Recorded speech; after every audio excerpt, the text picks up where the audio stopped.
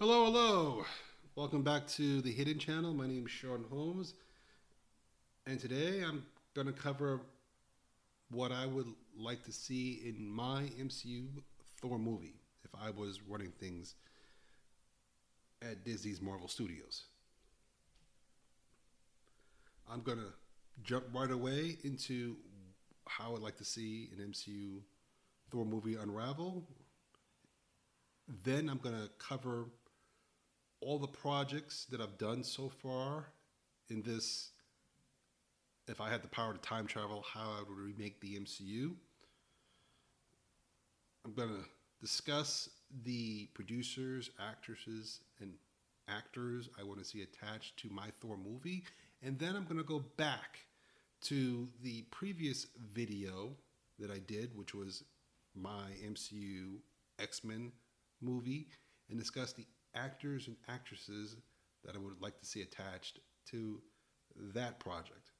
When I completed the my MCU X-Men video, I didn't include the actors and actresses for that project. So I'm going to cover it here after I discuss my MCU Thor movie. Okay, so let's get started.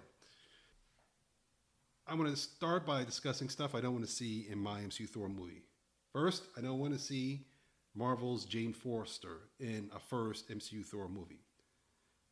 Nothing against Jane Foster, the character. I find it to be interesting, but I don't think she should be introduced in the first Thor movie. Second, I don't see a crazy scientist in my first Thor movie. Next up, Loki. I like Loki, but I don't think he should be introduced in the Thor movie at this point. Maybe in a follow-up movie? Sure, of course. No problems with that. Also, and to wrap this up, for stuff I don't want to see in a Thor 1 movie, I don't want to see the All-Father in a Thor movie. I'd rather him be hinted at and then later introduced in the follow-up. Okay. Now that that's out the way, let's talk about stuff I do want to see in a Thor movie. First off, I want to see Enchantress inserted in the first Thor movie. I want to see Enchantress's sister inserted in my MCU Thor 1 movie. I want Hercules to be in a Thor 1 movie, my Thor 1 movie. And finally, I want a Latin family to be the reason why Thor becomes Earth's mightiest hero. I know. You don't know exactly where I'm going with this. Be patient and follow my logic here. Now that that's out the way, let's discuss. Well, I'm going to discuss templates I want to utilize as examples for my MCU Thor movie. If what I said before didn't hint to where I'm going with Thor, I want to use templates and ideas from the cartoon Earth's Mightiest Heroes, Avengers, that I enjoyed a lot. I enjoyed that more than the cartoon Avengers Assemble. I want to use ideas from the dynamic between Spider-Man Peter Parker and Uncle Ben. I don't want to insert either of those characters in a Thor movie, but I want to use their example of the family dynamic that they had that led to Peter Parker becoming Spider-Man for what leads Thor to become Earth's mightiest hero. I also want to use examples I saw in the Punisher series for Netflix. When Punisher was working at a construction company, he came to the aid of someone who was under assault. And to finally wrap up this talk about templates and examples, I want to use ideas used in WB's live-action Black Adam movie starring Dwayne "The Rock" Johnson. Okay, so let's move on to scene 1, 2002, Thor versus Hercules. Now, for those of you who have been following me, you might be a little confused and ask me why there's overlap here. Because the last entry, X-Men, was in 2002, so that might seem like an overlap. I'm not doing overlap. This is just something that's happening around the same time, and then we will time jump to 2003 later on in my discussion. or at least I will time jump this story to 2003 later on in my discussion. Okay, so it begins with Thor landing on Earth, stripped of his powers, or some of his powers. After immediately landing on Earth, he tries to rise up and get up on his feet, to which he's knocked down again by Hercules. Hours later, he awakes and gets up on his feet inside the cabin home of Hercules. Hercules has been on Earth for centuries, and he's got a cabin home. As he gets up on his feet, Hercules faces him and asks why is he on planet Earth, he being Thor. As Thor recognizes Hercules in what is now scene 2, still 2002, titled Thor's Arrangement on Planet Earth, set by Hercules. So Thor sees Hercules. He recognizes him as a long-lost friend. Now, a friend he hasn't seen in a long time, centuries even. He attempts to hug him because he recognizes Hercules. He thinks of him as a friend, but Hercules rejects his hugging, which I'll explain later on at the end of this video. Hercules repeats his question to Thor about why he's on planet Earth, asking Thor why he's on planet Earth, which causes Thor to have a flashback to the reason why he's on planet Earth. He remembers Enchantress having a battle with him. She gains the upper hand and sends him to Earth. So this is a change from the original Thor MCU 1 movie, where it was Odin that sent Hercules to Earth as a result of punishment for something he did. Rather than tell Hercules the truth, he just claims memory issues, to which Hercules accepts, and Hercules later places Thor in the care of a Latin family I would call the Lopez family, who live in a trailer park, small trailer park. Since Hercules, I want to establish that Hercules has no connection to Asgard, therefore he couldn't send him back home to Asgard, he being Thor. Hercules offers Thor a job at his company. Thor works for Hercules at a construction company that Hercules owns. He works there with his now roommate, Juan Lopez. We move on to scene 3. It's 2002 still. The Latin father, Juan Lopez, has a confrontation with the Wreckers. Now, I established the Wreckers in my last video, X-Men, my MCU X-Men. The Wreckers, for those of you who don't know, is a Marvel villain group with powers. The Wreckers also work at Hercules' company, and they ask a former buddy of theirs, Juan Lopez, if he would like to join them in a robbery. Now, the robbery I'm speaking about, I talked about in the MCU X-Men, or my MCU X-Men movie, where the Wreckers rob one of Angel, aka, or Angel Warren Worthington's companies.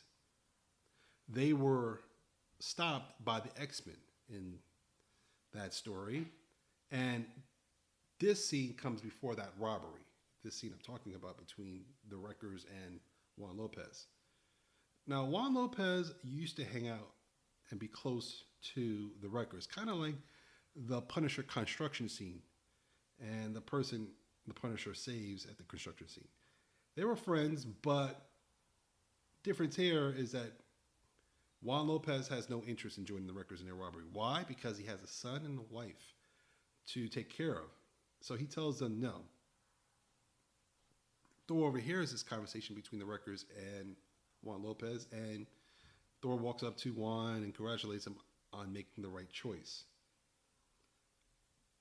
Now, after the robbery is halted by the X-Men, the Wreckers conclude that Juan Lopez messed up their robbery by snitching. So later on in the story, the Wreckers kill Juan Lopez. Okay, so we're going to time jump now to 2003. So this is scene 4, 2003, Thor's first honorable fight on planet Earth for the purposes of this movie I'm discussing. Thor fights and battles the Marvel's Wreckers because Thor witnessed the Wreckers killing his buddy Juan Lopez. But Thor loses the battle to the Wreckers. Why? Because he doesn't have all his powers. He was stripped of it by Enchantress scenes ago. Thor attempts to call his hammer during the battle, but it fails due to what Enchantress did to him. Before the Wreckers can deliver the final blow against Thor, Hercules intervenes, causing the Wreckers to fall back in retreat. Now we move on to scene 5. So 2003. I titled this Hercules Trains Thor to Fight Marvel's Wreckers. Hercules reminds Thor that he has no hammer and his powers are limited. Thor then asks Hercules if he can help him reclaim his hammer. Hercules tells him no, and that he should develop new tactics when dealing with problems like the Wreckers. As a result, Hercules decides to train Thor. Now we move on to scene 6. It's still 2003. Enchantress meets the Wreckers face to face. After Enchantress observes the Wreckers failing to defeat Thor because of Hercules, she has a meeting with them. She tells them that she's the reason why they have powers. And if they want more, they have to destroy Thor. Why? She's worried that Thor will regain his powers and come back to Asgard. If that happens, he will tell the Allfather, who's in the story is asleep, what she did to him. And she doesn't want that. She likes her place in Asgard. The Wreckers agree because they don't like Thor. And there's a deal that's struck. So we move on to scene 7. It's 2003. This is titled Thor and Hercules versus Marvel's Wreckers. In order to bait Thor, the Wreckers take Juan's family, wife and son, hostage to force a confrontation on their terms. Hercules rescues the family while Thor keeps the Wreckers busy. And Hercules gets them out of harm's way. Then Hercules does this twirl, kind of like how Wonder Woman does her twirl to change into her battle uniform. Except I think Hercules' battle uniform should be slightly different from the comics. I mean, I like the eyepiece and the gold tee. That's cool. You can keep that. But the rest of Hercules' look, I think, needs an update. I'm not sure at this point what it should look like, but I would aim for something more interesting than what we see in the comic books. So after he frees the hostage, Hercules tries to help Thor out against the Wreckers, but he too is struggling against them because they've received a power upgrade from Enchantress. However, the battle shifts to Thor and Hercules as Hercules is able to somehow reclaim his hammer, transforming him into the Thor we know and love from comic books. As the Wreckers fail and fall to the ground due to Thor's might as well as Hercules, Enchantress sees what's going on. She panics and sends the Destroyer armor against both Hercules and Thor. It fails, so she enters the battle to try and take them down. She fails and runs away, leaving Thor on Earth. We wrap everything up with scene 9, where Thor gives Hercules a device because Thor is about to go back home to Asgard using his hammer, contacting Idris and all that stuff, all that jazz. Thor leaves, again, Hercules a device so Hercules can contact him in case he ever needed his help on Earth. Thor also takes with him the Lopez family to Asgard because they can't pay their bills at the trailer park area they live at, since their dad is no longer there to work and help pay the bills. The Wreckers are imprisoned by the Agents of S.H.I.E.L.D. led by Agent Coulson, and he collects pieces of the Destroyer armor.